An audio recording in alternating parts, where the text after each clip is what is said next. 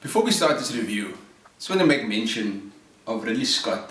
What an a-hole he is for squashing Blomkamp's Alien 5. Absolutely, absolutely. Huh? Why did he do that? Why? Did he do that? Because he was nerd, that's why, PJ. As you said earlier, Matthew, the nine's been knocking around since like the silent. Yeah, no, but Ridley Scott's been making movies for a while now. Yeah.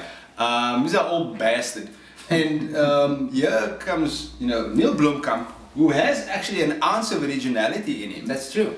Came with a brilliant concept for Alien 5, wanted to negate Alien 3 and 4. And who doesn't want to negate Alien 3 and 4? Those are kakstukken. They are kakstukken. Yeah. And Scott, he was like, no. No one's going to reinvent the thing that I created. You know? And he's like, you know what? I'm giving you a sequel to Prometheus, the sequel that no one asked for. Exactly.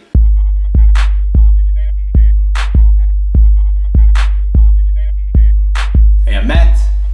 And I'm Peach. And welcome to that movie review. Okay, TMR. Ridley Scott is first and foremost a visual director. Before anything else, he places special effects and production values. He places it before the storyline. If you Man of Fire, that was Tony Scott, right? That was Tony Scott, man. His brother, his late brother. Yeah. And I believe he was the storyteller of the two. And he is proficient at what he does, from giving us, the interiors of the Nostromo in 1979's Alien, to giving us the futuristic setting of Los Angeles in Blade Runner, to giving us the intricate ancient settings of Rome in 2000 Gladiator. This guy is good at creating a visual feast. Yes, absolutely. I 100% agree with you, but I think it stops there. She's not much of a storyteller though. I mean, Blade Runner is notoriously known for having been watched in more than one city. That's true. Like, who watches Blade Runner in one city? I will take a bet that no one here has watched that movie in one go. No way. Yeah, and Gladiator, for instance. I mean, Gladiator is nothing more than a revenge tale just set in like this lavish setting. Exactly. It's nothing more than that. No, exactly. A simple revenge tale. Yeah. With more suspense. And they just like threw money at it. They're like, okay, maybe people will think this is a kwaai movie. Yeah. So in essence, boys and girls and viewers of TMR, it's very hard to get a Ridley Scott film that fires on all cylinders. It's very hard. Because basically and maybe you'll agree with me, Matthew, but I'm under the impression that because he overcompensates so much in the visual effects department, his story might tend to suffer. Yeah, and us as audiences, we see something beautiful, something that looks amazing. We sometimes misconstrue that for being a good film. Exactly. It's like looking at a hot cunt. But she's actually like really a thief. Exactly. And this brings us to Alien Covenant. Of course. It displays all the regular tropes of a Ridley Scott film. So it's a feast for the eyes. I mean, from the beginning, from the establishing shot, this is an incredibly beautiful film. 100%, Matthew. Hey? That opening scene with Guy Pearce and Fassbender. Yeah. Yes! It's brilliant. That was actually a well played out scene as well. Everything in that scene was amazing, and it started off strong for me. Exactly, and it really pulled you in. It really pulls you in the beginning, straight from the beginning. In fact, that beginning part of the film, I mean, you can even say the first 50 minutes or so, it does suffice in making this a good film, in the sense that it's really a feast for the eyes, and it's something that you don't need to watch it in IMAX, but it's again one of those films you need to capitalize on what's good about it. But here is the problem with Alien Covenant, is that, as Matthew just said, for the first 50 minutes, it's an incredible visual feast, and to such an extent that the film can actually get by on just making itself look rich. But then afterwards, your need for a storyline and a plot kicks in, and once that starts to happen, it's a whole different ball game. I can assure you, boys and girls. It doesn't offer anything new. Instead, what it simply does is it retreads old grounds and basically gives us nothing that we haven't seen before in previous installments. Absolutely true. That actually mimics exactly the way I feel about this film. Is for the first half of the film, it feels very much like a sequel to Prometheus. Yes. I think I'm one out of the 12 people in the world that absolutely love Prometheus. I have nothing bad to say about that film. I love Prometheus. And the first half of this film felt very much like Prometheus, and the second half felt like Not even an alien film, but like a regular old horror film. Yeah. In addition to giving us nothing new, Covenant does take its sweet bloody time to get to the action. Of which there is actually not a lot. There's not a lot of action in this film. Not enough. It's like the third act, really. Not enough, yeah. Don't get me wrong, there's a lot of gore. Yeah. A lot of great gore. And you know, in the first film, you know, there's the chest burster, and in this one you get the back burster. that first one, yes, that was brilliant. Fucking thinking about the man's back, but like the way the man's contorted, it's like, that's gevaarlijk. That's well done, man. Thank you. It's not all doom and gloom though. I mean, don't get us wrong. I mean, there is some interesting concepts in this film. That's true. You know, the concept of creation. It comes up a lot. It came up in Prometheus, of course, but it's further fleshed out in this film. And a lot of the theme in this film has to do with, you know, man's creation, which ultimately becomes his destruction as well. Yes, exactly. I'm not giving too much away. No, you're not giving anything away. Alien Covenant explores the notion of man aspiring to be like God. And then it takes it further because man creates a machine. Machine then aspires to be like man. And it's basically the God concept and the created concept is what Alien Covenant is actually all about. It is, and you know, the alien is just like in the peripheral. Yeah, absolutely. It's just there, the alien's just there. So, Alien Covenant's got 4 lead actors essentially. We've got Billy Crudup, who we've seen before in Zack Snyder's Watchmen. Good man, Matthew. Great movie. Not bad actually. I loved it. It's probably Loved it. one of Snyder's better movies. It is. That and 300. Absolutely. Anyway, and we've got Danny McBride, who for once is not fucking, you know, beating the cuck out of Robert Downey Jr. You know, he's trading comedic roles, comedic blows for dramatic. And that's the thing. I went to this film thinking, how the hell is Danny McBride? I know, right? Well, I mean, Danny McBride is the guy who's going, Mother Nature just burst her pants, not a thunder. Just put hair on the jungle's nuts. I'm trying to blow shit up. This guy's making a sweatshirt back here.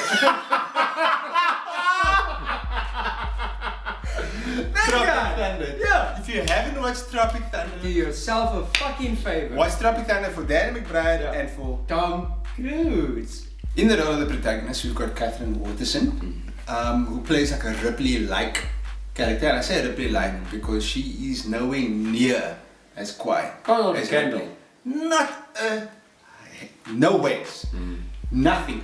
And in my mind, Ripley actually is what made the original Alien film. Absolutely. Because she was Ripley, just the way that defined. she defined it, just the way that Weaver brought life to that character.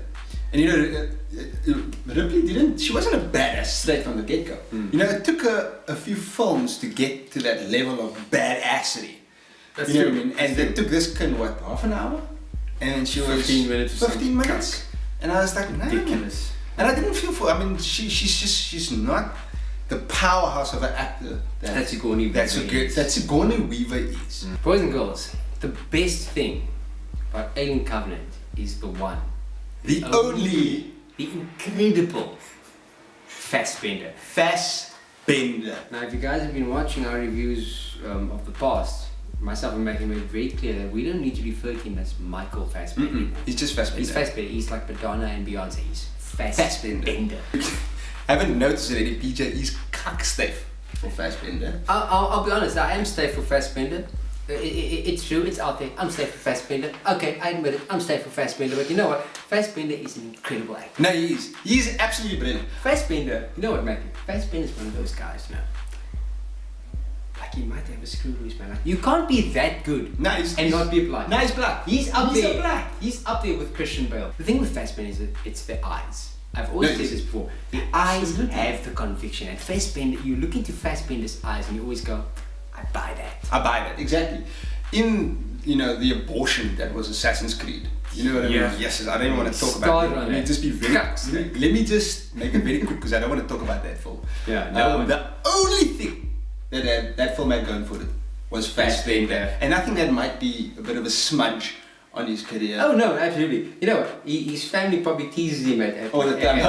Like Sunday lunch. Like, Hey, got time of a building. For me, the defining roles for Fassbender was obviously in 300. We were talking about 300 earlier. Hang on, what's Fassbender? Bruh, don't make me fucking smack you, right? Yeah, no. Fassbender was in 300 and he was Farlik in 300. I didn't know that. I'll show you after this. And obviously, the role in Quentin Tarantino's Inglourious Bastards. Brilliant. Again, Fassbender is the best part of Alien Covenant. I can go on forever about Fassbender. No, me too. Hashtag no homo. No. Hashtag full homo. For that man. That's true. If I were ever to give it up, I'd get up for You Fassbender. know, if I had to, Fassbender. Fassbender. Only Fassbender. I'll be first in that. But bro, I'm right behind you. And you know what? I know we've banged on about Fassbender, but you know what? I'm prepared to bang on a bit more about Fassbender. Yeah. Fassbender's got a dual role in here. He plays two androids, Walter and David. And once again, you know, Fassbender, it's the eyes. You look at his eyes, it's incredible. He injects Walter with... It's like a certain level of innocence. Yes, almost. Matthew. You know what I mean? Exactly. Very innocent, very naive and innocent, but also intelligent. Intelligent, but and again, not to give him too much away, because there's a lot of this Walter and David, they interact with one another, and David is a bit more real almost. David is real, but David is evil, and Fassbender gives him a very subtle degree of malice. Matthew, I believe it is that time. It's that time. It's that time to. It's that time. It's that time to tell. It is that time. To tell those three bras who watch GMR what we think. What we think. Well, hello to the three of you out there. Hello, Larry, John, and Bob. Alien Covenant. Obviously, everyone has high expectations for this film. Oh yeah. And when the initial reviews came out mixed, I think that knocked everyone down a few notches. So I went into this not knowing what to expect. And I think it's safe to say when I came out of there, I told myself, you know what, and I think PJ is going to disagree with me on this. And I think it's a good film. It's a good film, but I didn't go in there for a good film. I went in there for an amazing, mind-blowing film. Or something at least on the level of Prometheus. Because I'm going to tell you now, ladies and gents, I enjoyed Prometheus more than Covenant. I'm going to give Alien Covenant 7 out of 10. Good film, great visuals, before you say anything. Great film, good visuals, decent acting.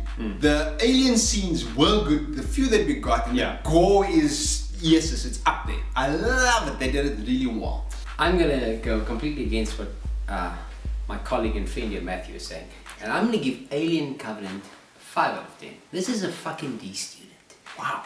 Yeah. This is a high D student. And I'll tell you what. Alien Covenant, it does expand. It does give us more information. It tells us why these fucking aliens are down here in the first place. But you know what?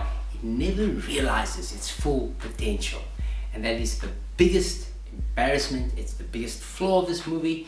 I wanna pen a letter to Ridley Scott and tell him what a big AA is. 5 out of 10. So that's it this week for that movie review. Thank you so much for watching, guys, and thanks for always taking the time to like, comment, and share our videos. We really appreciate it.